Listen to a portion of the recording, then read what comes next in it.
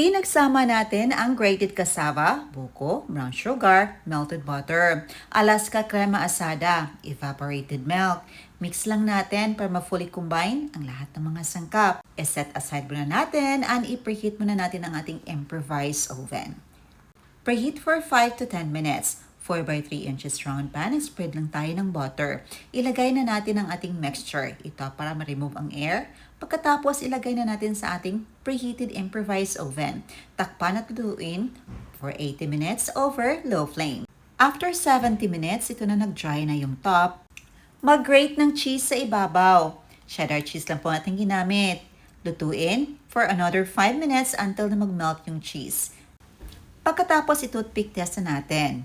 And when it comes out clean, so that means luto na. Pinapalamig muna natin before natin i-unmold. And ito na, ready to serve ng ating napakasarap na cheesy buko cassava. Tikman na natin. Napakasarap talaga nito. Hindi ka mauumay sa tamis. Malalasahan mo talaga ang bits and pieces ng buko na nilagay natin. Ang sarap nitong ipares sa mainit na kape or sa kung anumang inumin. Cheeselicious and bukolicious sa sarap. Let's eat! Salamat sa panonood. See you in my next vlog. God bless you all and stay safe.